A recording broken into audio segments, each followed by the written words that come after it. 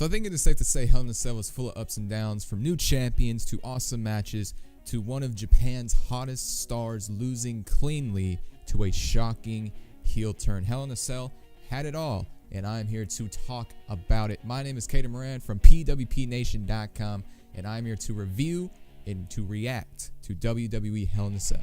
First things first, I thought the show was fine. There were some questionable finishes and decisions that kind of bamboozled my little mind, but here we are. So first things first, we're going to start off with the kickoff match. If you didn't see it, it was Shelton Benjamin and Chad Gable going up against the Hype Bros. We know that the Hype Bros are having some trouble being on the same page. There is some dissension, which is great because we kind of need the Hype Bros to go in a different direction. And I think this is the direction it's going to be, whether or not one of them turns heel on each other or they just have a full complete heel turn and be a heel team. That's great. But Shelton Benjamin and Chad Gable are on fire right now. They are a hot new tag team, very entertaining. So they needed this win to keep up the momentum, and eventually they will be in the tag team championship title scene. Benjamin and Gable got the win after the Hype Bros kind of screwed up once again.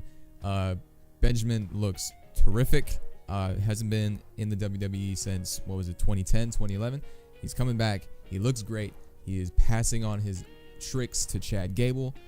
And Gable and Benjamin are a great tag team, and they are going to be tag team champions one day.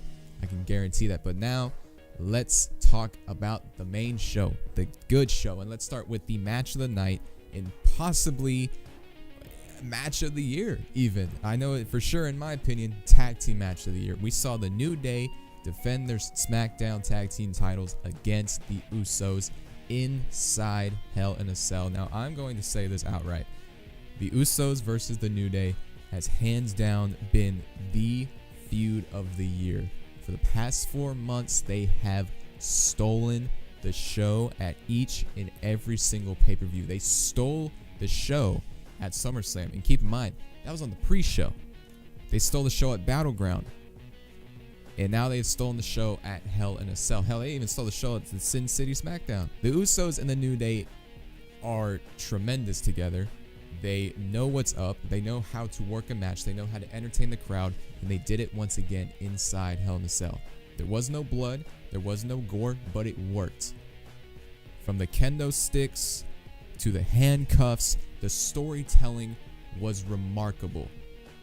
And I am giving the Usos and the New Day all the credit and respect in the world for what they did at Hell in a Cell.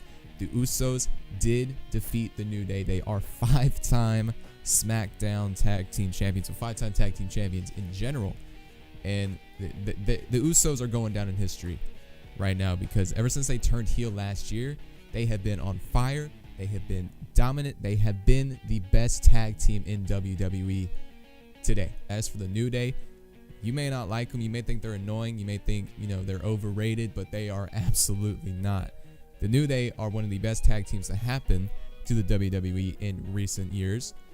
And they're just, when they get serious and when they get real, which is what they did at Hell in a Cell, they are a tremendous unit. They are really freaking good. And Xavier Woods and Kofi Kingston took to Twitter after the match last night. Xavier Woods saying, "I let you all down." And Kofi Kingston saying, "Really proud of my brothers that fought tonight." It was a tremendous match.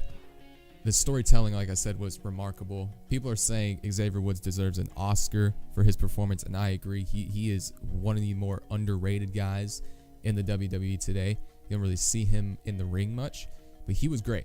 He was great. And the Usos, man, they are the best team in WWE right now. They, pun intended, they have raised the bar for tag teams in WWE. So they are on fire. The New Day are on fire.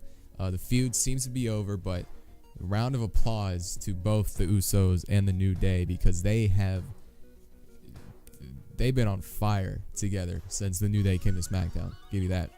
Next up, we had Randy Orton versus Rusev. Rusev trying to get revenge on Randy Orton for ruining Rusev Day. I mean, how could you ruin Rusev Day? It's the most holy day of the year. So Randy, shame on you. And as we know, Rusev lost in 9 seconds to Orton at SummerSlam. At least we got a full match this time around, but it was still the same results. Randy Orton defeated Rusev. Don't really know why. I don't understand why John Cena is putting over guys like Shinsegae and AJ, but Randy is beating guys like Bray and Rusev. I honestly don't understand. So Rusev seems to be staying in the WWE, but it looks as if he will never reach the main event scene. It doesn't look that way. He has lost to John Cena at Battleground. He lost to Randy Orton at SummerSlam, and now he has lost to Orton again at Hell in a Cell. It doesn't make sense to me. It really doesn't. Hopefully something good comes out of this, but I don't see Rusev being in the main event scene where we all want him to be. It's a shame. It really is, but you know, it's a cutthroat business, and some don't make the cut. But even Orton, being maybe late 30s, is still getting titles and beating young guys. I'm not going there. And now here we go. One of the more exciting matches. Baron Corbin versus AJ Styles versus Ty Dillinger for the United States Championship. During the pre-show, Daniel Bryan made it a triple threat match, adding in Ty Dillinger, and that played a huge part in the story being told between Baron and AJ. And I got to give Baron Corbin a lot of credit for what he did in that match. He looked really good. The first half was a little boring between all three guys, but it was one of those matches that starts slow and picks up at the end. Baron Corbin looked great. Ty Dillinger looked great in that situation. But in the end, it was AJ Styles hitting the phenomenal forearm on Ty Dillinger, covering Dillinger, but then Corbin, the classic heel to draw heat. It was brilliant, you know, just getting AJ out of the ring and covering Dillinger for himself. And Baron Corbin is your new United States champion. It isn't the WWE title. You know, he failed to cash in his Money in the Bank briefcase, but that's okay. That's okay. At least he has, at least he's somewhere. At least he's not lost in the shuffle now. At least he's not, you know, being pushed down the card because of his heat. No, he has recovered, and now he is the new United States champion, beating someone like AJ and Ty Dillinger. It's great. Corbin is, I'm a fan of Corbin. I do think he is a little boring at times, I will admit. But he has impressed me the past, he's impressed me in this feud with AJ. He's impressed me the past month. And now he impressed me last night at Hell in a Cell. And now he is the new United States champion. I do think Corbin does deserve it. He has worked hard. And I'm excited to see where it goes. You know, Smackdown is really being built around the United States Championship right now, which is probably not how it should be. But here we are. As for AJ and Dillinger, I think Dillinger will be lost in the shuffle, unfortunately. But then, you know, as for AJ, they really need to start building SmackDown around him again in the main event scene for the WWE title. And we'll get to there in just a moment. Right on. Next up, we had Charlotte Flair versus Natalya for the SmackDown Women's Championship. This match is clearly, the feud is clearly expanding considering how it ended. Natalya forcing a disqualification by basically just murdering Charlotte's knee with a steel chair. And here's what I think is going to happen. We all remember Carmella. Yeah, we all remember the Money in the Bank. She is Miss Money in the Bank. This feud with Natalya for Charlotte will continue going into Survivor Series, whatever the next SmackDown pay-per-view is. Charlotte's knee will be the focal point of that match. They will tell the story all around the knee, and when Charlotte beats Natalya, she's overcome the knee injury. She is the women's champion, ultimate babyface celebration. But then you get Carmella to cash in, and that starts the brand new feud of Charlotte chasing Carmella. It's perfect. I like it. I have no complaints about it. So the disqualification finish, I don't like those, but I will give it to them here because If the direction they're gonna go in is leading to a Carmella cash-in, then so be it. I'm all for it. Do you, WWE, do you. I like it. And now, next, we have the most questionable match in the most questionable decision of this entire card. Jinder Mahal defending the WWE Championship against Shinsegae Nakamura. All right, keep in mind, Shinsegae Nakamura is one of the biggest stars that New Japan Pro Wrestling has ever produced, has ever had. A multiple-time IWGP Intercontinental Champion. I believe he was IWGP Heavyweight Champion. And he lost clean in the middle of the ring to Jinder Mahal. I mean, what kind of world do we live in where Donald Trump is president? The Philadelphia Eagles are one of the best teams in the NFC. And now Jinder Mahal is beating Shinsuke Nakamura clean for the WWE Championship. It left me bamboozled, everyone. All right, let's talk about the match. The match itself was good. I thought it was a lot better than SummerSlam. I thought there was the story being told. First of all, the fact that this match wasn't inside Hell in a Cell blew my mind. I mean, it's your championship. It's the WWE title, the main title, the most prestigious title in the company, and it's on the mid card, and it's not even inside Hell in a Cell. How are you gonna do that? You have the story. You have the Singh brothers. Prevent them from getting in. Hello, it's right there.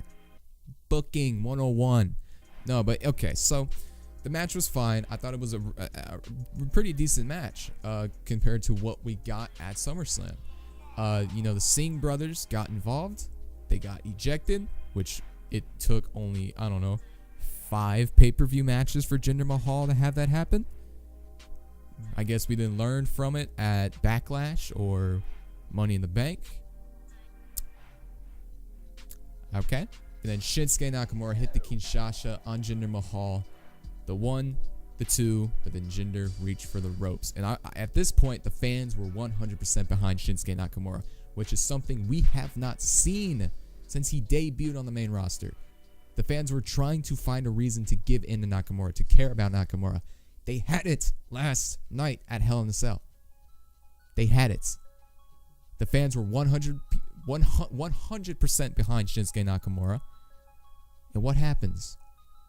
They literally killed the crowd. They killed the entire show. This should have been Shinsuke's moment.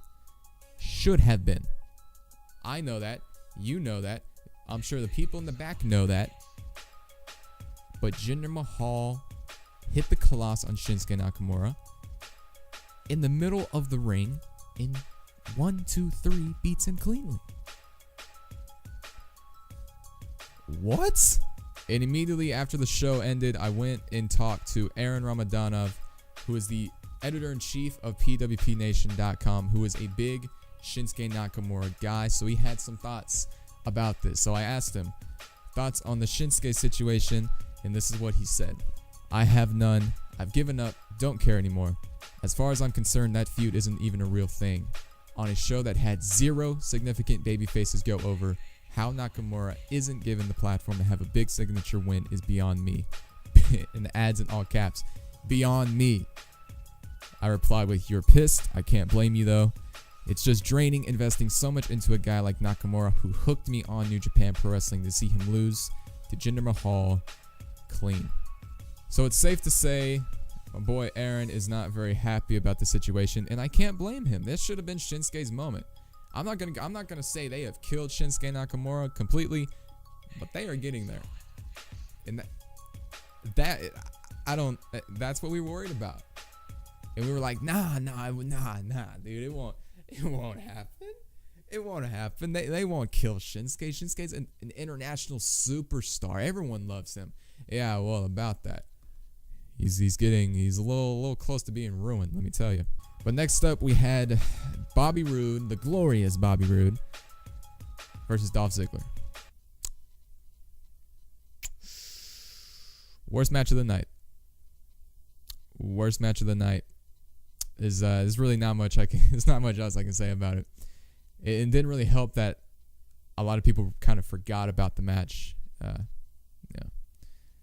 didn't really help that the life was sucked out of the crowd due to Shinsegae losing, so there was really no buzz about the match. I mean, but how can you have buzz when you have Dolph Ziggler still competing in a WWE ring? I don't understand. But anyway, the main event, the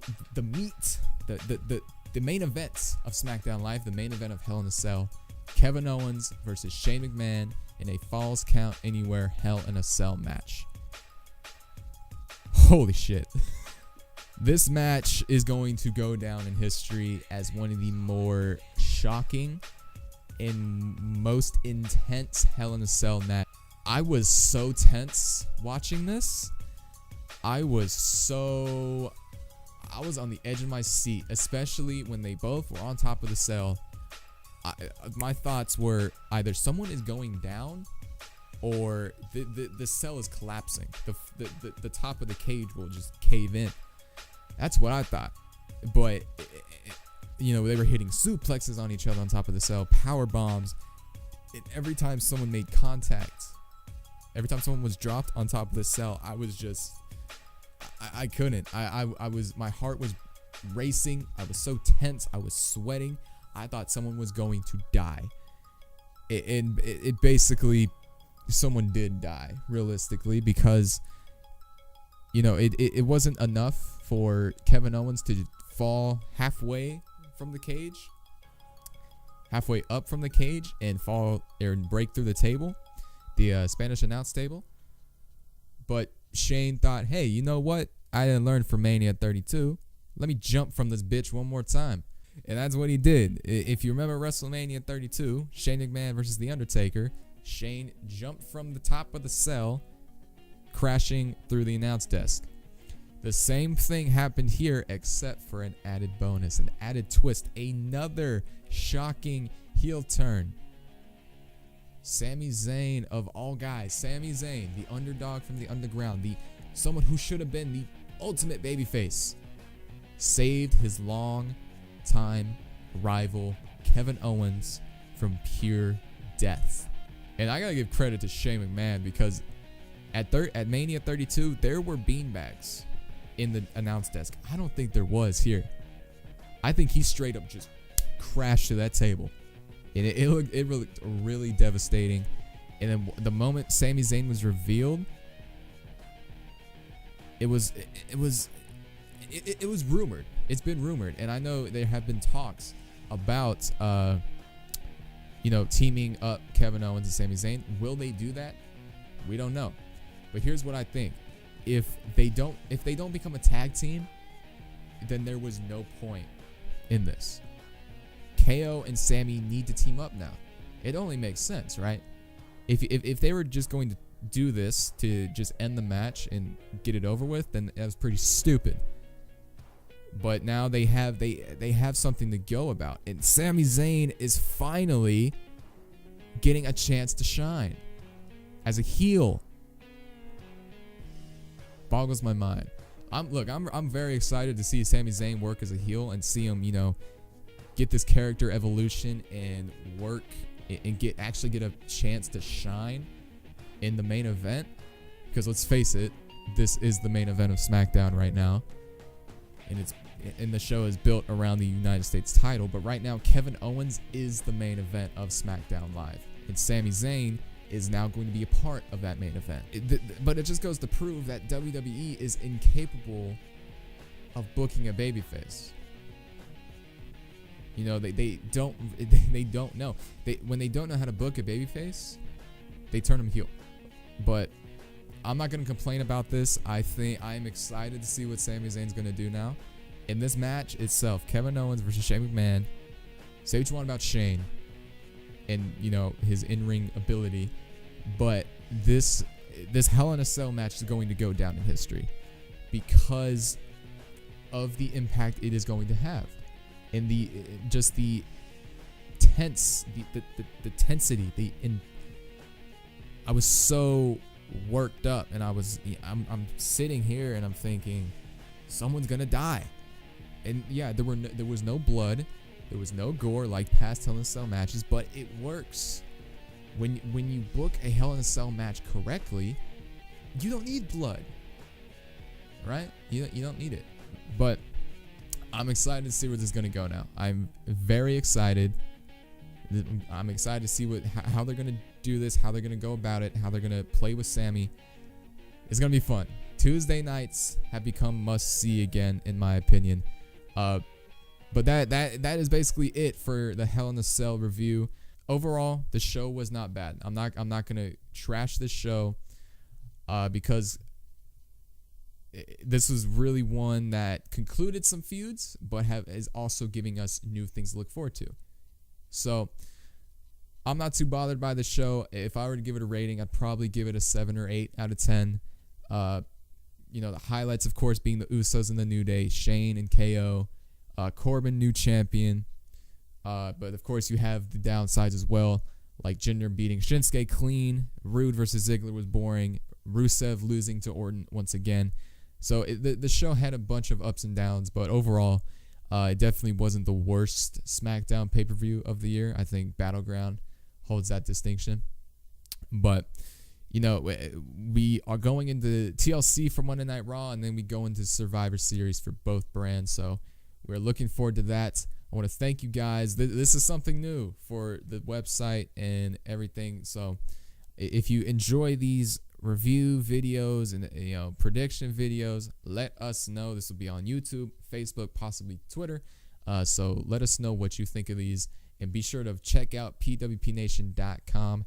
You can follow pwpnation.com on Twitter, and you can like the official pwpnation.com or PWP Nation Facebook page, and you can also subscribe to PWP Nation on YouTube for more videos like this. So thank you guys for joining me. My name is Caden Moran. You can follow me at TheTrueCade on Twitter. But until then, I will see you guys later. That was Hell in a Cell. And we move on to TLC. Take care. Goodbye.